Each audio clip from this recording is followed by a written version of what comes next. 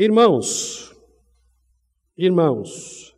pedimos que deis o devido respeito aos que trabalham entre vós, que vos presidem no Senhor e vos aconselham, e os tenhais em grande estima e amor por causa do trabalho que realizam. Tende paz entre vós. Deixa eu destacar isso aqui. Tende paz entre vós. Irmãos, nós também vos exortamos a aconselhar os indisciplinados, consolar os desanimados, amparar os fracos e ter paciência para com todos. Cuidai para que ninguém retribua o mal com o mal, mas segui sempre o bem, uns para com os outros e para com todos. Deixa eu destacar aqui, segui sempre o bem. Alegrai-vos sempre, orai sem cessar, sede gratos por todas as coisas, pois essa é a vontade de Deus em Cristo Jesus para convosco. Não apagueis o espírito, não desprezeis as profecias, mas, examinando tudo, conservai o que é bom. Evitai tudo o que é mal, e o próprio Deus de paz vos santifique completamente, e o vosso espírito, alma e corpo sejam mantidos plenamente irrepreensíveis para a vinda de nosso Senhor Jesus Cristo. Quem vos chamou é fiel, e Ele também o fará. Oremos. Deus, a palavra foi lida, nosso coração se alegra pela sua presença em nosso meio, e nesse tempo que nos resta de celebração, para entrarmos na escola bíblica dominical, pedimos que o Senhor nos ajude e fale aos nossos corações, em nome de Jesus. Amém. Meus queridos, consolai o meu povo.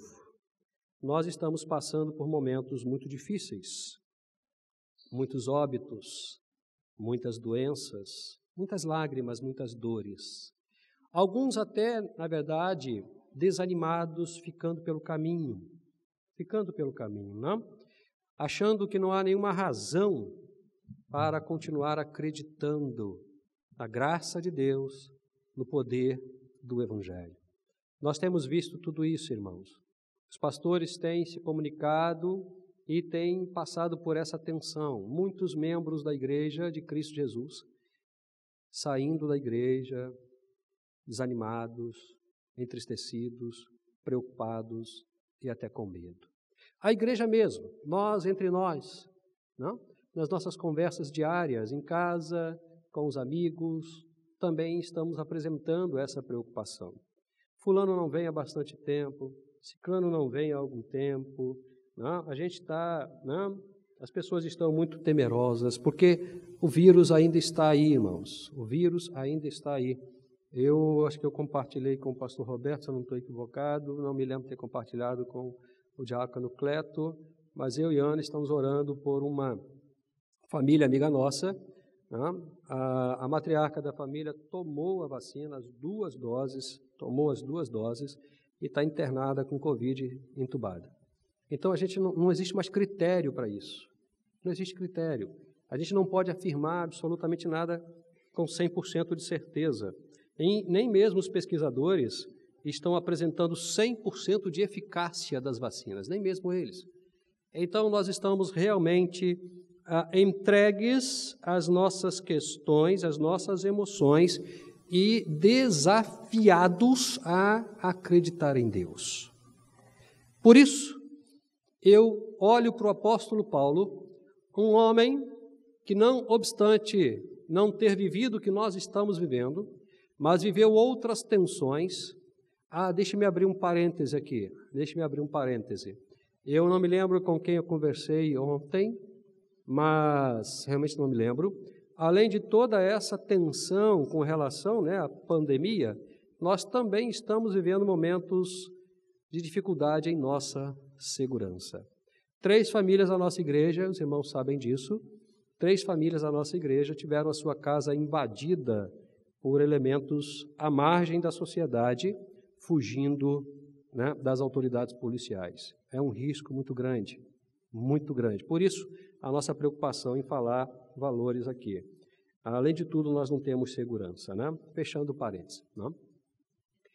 Paulo viveu uma série de tensões, algumas até um pouco mais, digamos assim, delicadas do que a nossa, porque ele viveu numa época de muito martírio, de muitos óbitos, de muitas mortes, por conta do amor e da pregação do Evangelho de Jesus Cristo. Inclusive, ele foi vitimado, segundo a tradição, né, tendo a sua cabeça cortada em Roma, por amor ao Evangelho, e ele teve plena ciência de que o tempo dele estava chegando ao fim.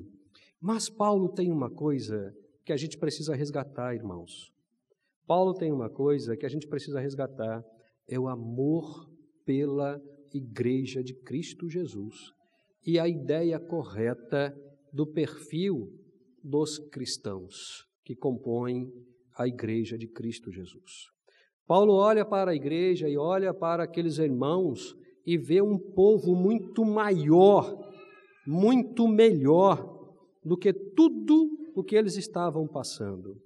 Se Paulo pudesse olhar para a gente hoje, ele veria a igreja como algo muito maior e muito melhor do que tudo isso que a gente está passando.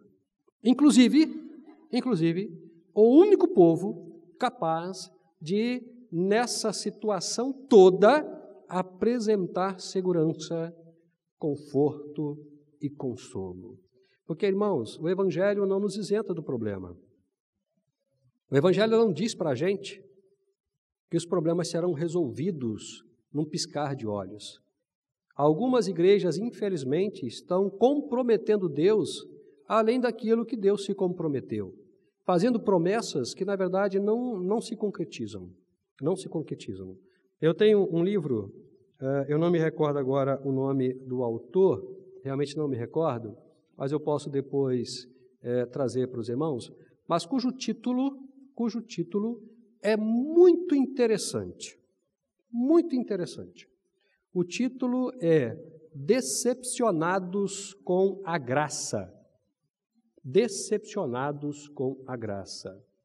É um trabalho de doutorado de um pastor em ciências da religião, e ele pesquisou durante muitos anos algumas pessoas, na verdade centenas de pessoas, que na relação com algumas igrejas lhes foram prometidas coisas que nunca foram cumpridas, e elas então abandonaram a igreja. Existe um movimento paralelo à igreja que está crescendo assustadoramente, chamado Os Desigrejados. Os Desigrejados. Não sei se mudou o nome, mas quando eu conheci era isso. É um movimento que está aumentando percentualmente, assustadoramente. São pessoas que na relação com a igreja e com aquilo que a igreja prometeu, em nome de Jesus, sem Jesus nunca ter prometido, não tiveram as promessas alcançadas, se decepcionaram com a igreja e saíram da igreja, mas mantêm a fé em Cristo Jesus e estão se reunindo em suas casas. Por isso o título, Decepcionados com a Graça, que é justamente para chamar a atenção. Meus irmãos, isso não pode acontecer. Isso não pode acontecer. A igreja precisa resgatar essa ambiência de cuidado, de carinho, de amor e de caminhada correta com o Evangelho de Jesus Cristo. E Paulo, aqui nesse texto, ele traz características muito sérias,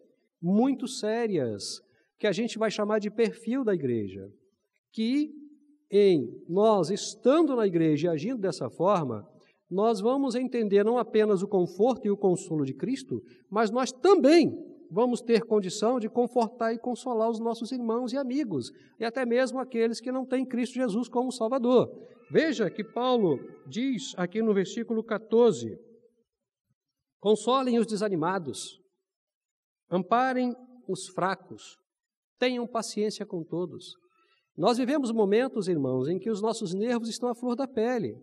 Qualquer coisa as pessoas estão se explodindo, estão se irritando, estão gritando com o outro.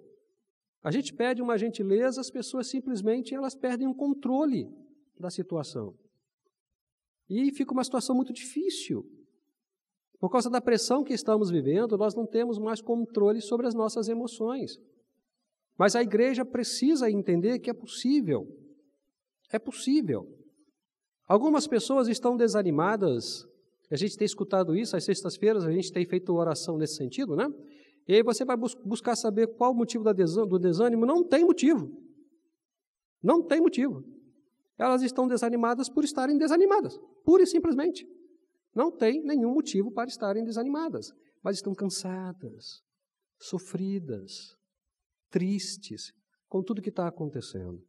E a palavra traz essa informação para a gente. Console eles, conforte eles, tenha paciência com eles, ampare os fracos, cuide dos fracos. E Paulo continua dizendo, alegrai-vos sempre, sempre. Nós temos o maior de todos os motivos do mundo para estarmos alegres.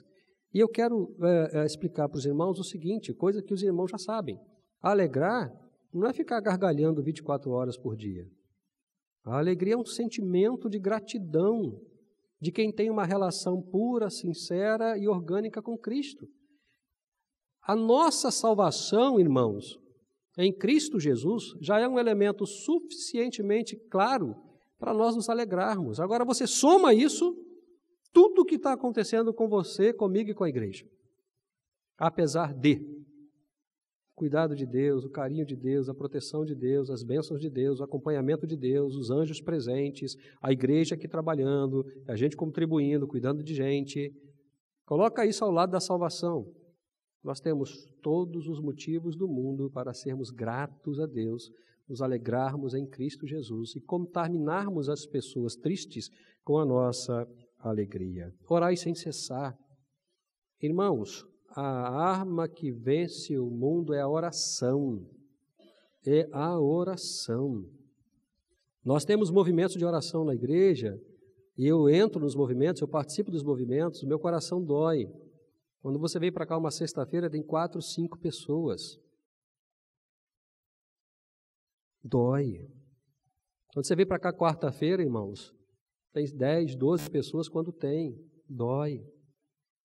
Nós precisamos orar, porque sem oração nós não vamos vencer o mal, não vamos vencer o mundo. E a igreja precisa entender que esse movimento de oração comunitária é um instrumento poderoso para animar os irmãos, para confortar os irmãos, porque nós compartilhamos as nossas questões. Nós choramos com aqueles que choram, e nós nos alegramos com aqueles que se alegram. Tem sido um tempo muito precioso, e Paulo diz, orai sem cessar, sede gratos, não apagueis o espírito, não desprezeis as profecias. Nós entendemos, irmãos, que esse movimento do púlpito, seja lá quem for que estiver aqui, movido pelo Espírito Santo, é um movimento profético.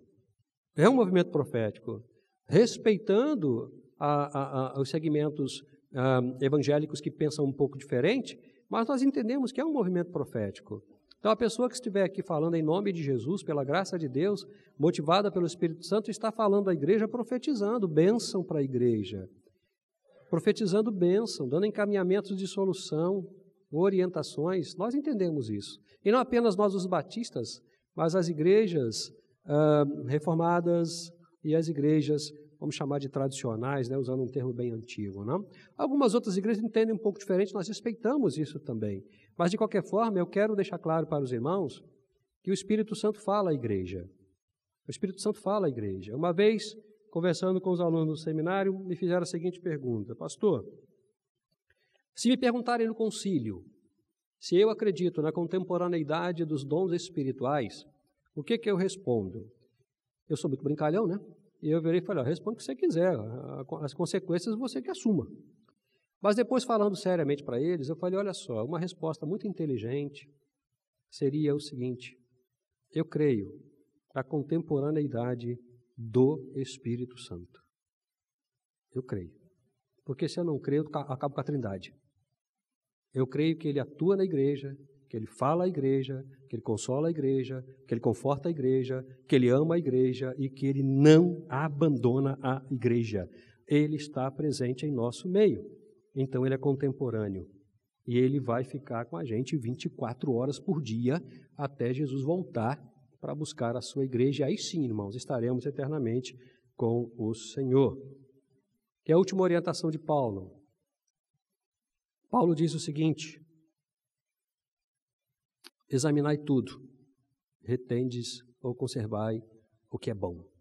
Sabe o que isso significa, irmãos? Significa dizer que a igreja tem capacidade espiritual para julgar o mundo,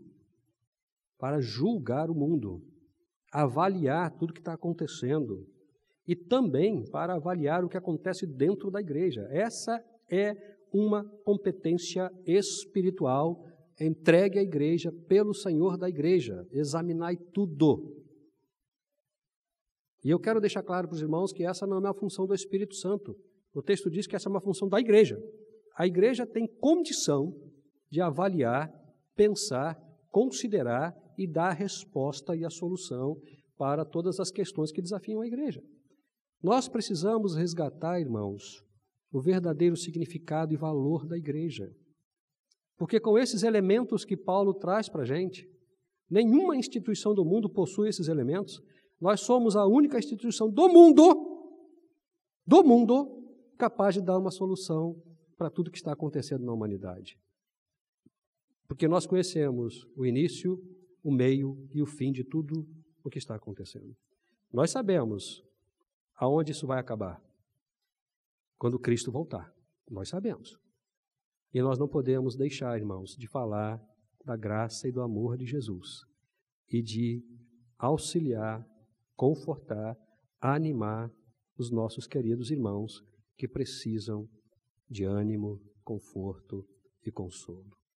Vamos amar a igreja, irmãos, porque a igreja é a noiva de Cristo. Ele cuida da noiva, mas a noiva precisa se cuidar também. A noiva precisa se cuidar também. Então vamos cuidar uns dos outros, consolar uns aos outros, porque a palavra de Deus lá no Isaías é: consolai o meu povo. A palavra não é eu vou consolar o meu povo, assim diz o Senhor. A palavra é consolai o meu povo, assim diz o Senhor. O consolo, ele tem que ser mútuo e ele é uma responsabilidade de cada um de nós. É claro que a graça vem e auxilia bastante. Mas é dessa forma, irmãos, é desta forma que Cristo pensa a igreja.